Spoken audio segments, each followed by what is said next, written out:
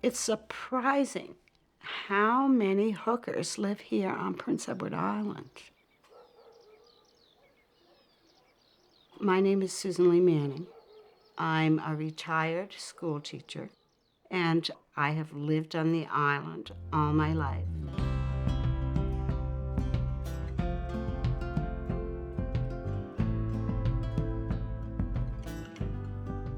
I came into my creativity later in life. It came sort of as a surprise to me. My mother always said, well, you know, Susan Lea, is probably because you're adopted and it's running in your blood and not ours. When I found rug hooking, I knew it in my bones that it was for me. I remember going into a store and there was a rug there and it was for sale. And I looked at it and I thought, that is a thing of beauty. It was about 15 years ago. And I've been doing it ever since, nonstop. Some of my rugs, I think of them as a storyboard. Each tiny little bit about them is something from the island.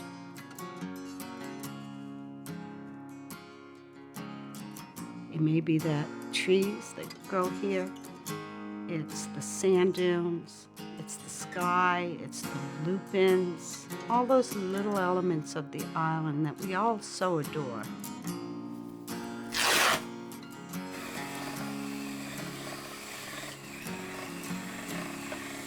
When my niece and nephew come over, I let them have a go at it. They love it. I really cherish being able to get the supplies for what I need from women who have rug cooking shops here in the island. And without them, I wouldn't be able to hook unless I wanted to grow flax for the linen, get the mill on the go, and the sheep in the backyard. And that's not going to happen. So thank you, rug hooking sisters. My name is Shirlee Hogan. I'm Bette Young. My two sisters, Shirlee and Heather, started Pastimes PEI, and I just learned by seeing them and picking it up on my own. When I was growing up, our grandmothers had rugs on the floor, but we didn't see them in other places. So I was always curious about that. Rug hooking is traditional in the Maritimes and on the eastern seaboard of Canada and the United States, but it did start as a craft of necessity, because people in the cold farmhouses wanted to warm up their floors. They had rags, they would save them, and they would hawk strips of the rags into a backing, usually burlap, from the bags that they used on the farm. People made their own hooks. They nailed boards together for the frames to stretch the burlap on. They reused the bags and they reused the clothing.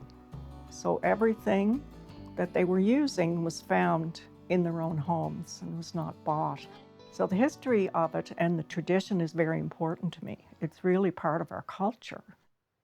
My sister Heather and I interviewed quite a few of the people that had been rug hooking in the past. So when I started hooking myself, I was using all of that information that I'd gotten from people who had actually learned from their grandparents and who were passing it on.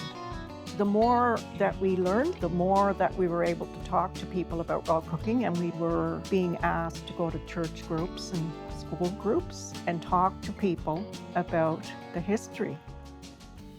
Community schools and PEI have really developed a great following for craftspeople and especially for rug hookers. When I first started out, I learned in community school, which, as every islander knows, happens in the winter. It's embedded into our culture here, and you can learn a multitude of things. I absolutely love PEI, and I celebrate my culture through hooking rugs. There is inspiration all around on PEI. When I'm on the beach or if I'm walking on a trail or something, I take lots and lots of pictures, and then I always have colors in my mind.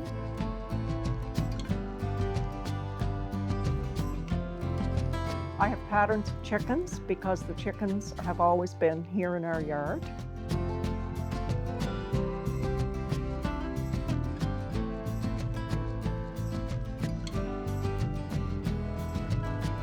I started hooking by buying other people's patterns.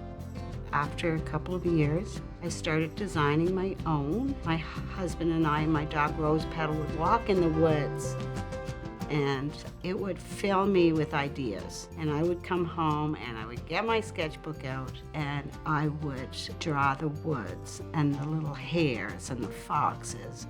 It almost comes to me like a little eureka moment, or if I'm outside and I see something or I see a color I like, and it's just almost organic.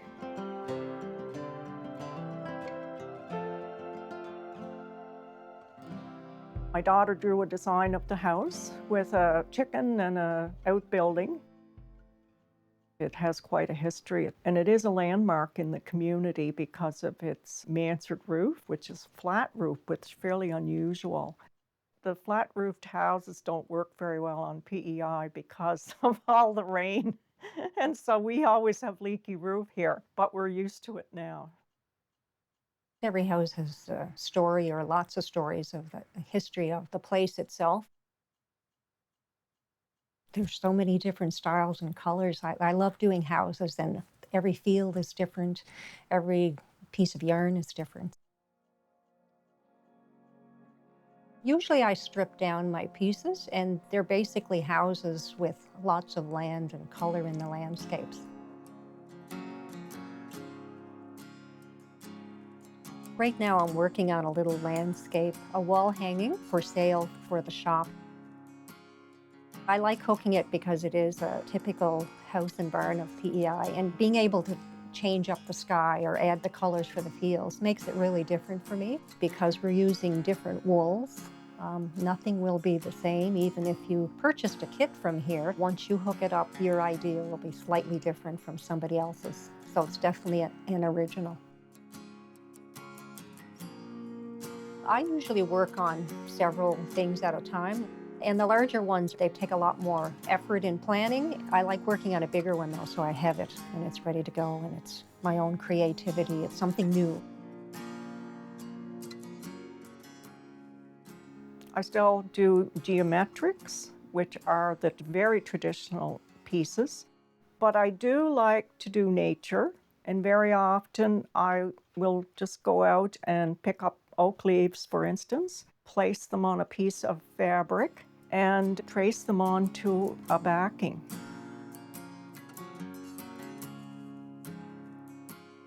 I usually choose between the wool yarn and the wool fabric, and I decide if I'm going to mix them.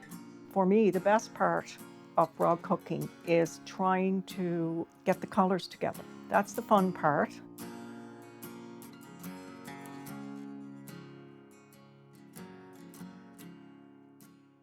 One of the things about rug hooking these days, it's very exciting, is that we're able to almost paint with wool, as opposed to in the past when people had to use what they had. Recently I've gotten into dyeing a lot of blues for creating more movement in the skies for a lot of the pieces I do, especially the larger ones. I dye all my own wool. You know, dyeing is tricky. Sometimes it works out, sometimes it doesn't. One of the things that I enjoy most about rug hooking is being able to dye my own colors. I will dye both the yarn and the wool fabric. They both start out as white, and I will spend an afternoon dyeing away and coming up with my own color.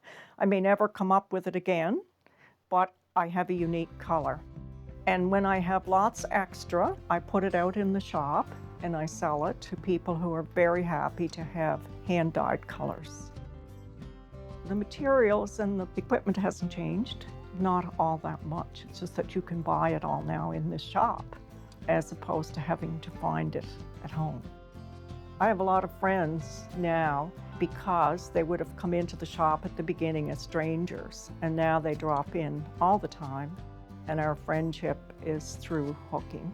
I like to hang out with some hookers on the island. I belong to a club. There are quite a few rug hooking groups in Prince Edward Island. Across the island, there are small ones, people who gather informally. One of the things that we do belong to is the Craft Council of PEI. Shirley and I just love being part of it because it is a community of different artists, and we learn from every different artist, whether they're blowing glass or doing woodworking. There's a multitude of sites for rug hookers online, and I belong to quite a few of them. I share my work on those sites when I'm done. I do follow a lot of different people who are painters and artists and rug hookers. And so it's really interesting to see what people are doing. It's very popular now around the world. They do use different fibers now. They don't necessarily stick to the wool. They raise an animal, they spin, and they will use it in their fiber arts. I've never put my rugs in a show, though someday I would like to. I ended up with 11 pieces showing at the Confederation Center of the Arts and a wall of my own, which was really nice. It's come from the lowly floor of a farmhouse, and now we're really happy to see that it's been hung in galleries and the work is being valued for what it truly is, a traditional art.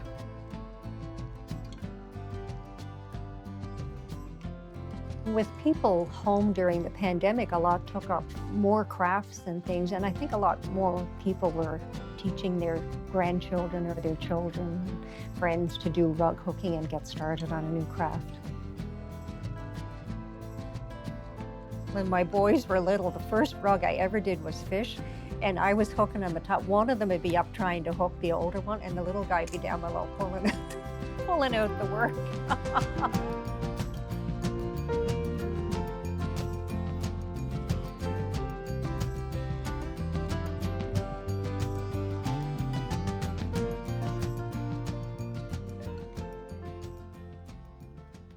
Hooking is such a beautiful thing. It's just the pulling of the loops, one after another after another. It's almost like meditating. I often make love rugs for people. I'm thinking of giving this one to my daughter, so when I pull the loops, every now and then I think of her, and it's like a part of me and my love is going into the loops, just like, you know, if you're cooking something beautiful and you cook something with love, I always imagine it would taste better.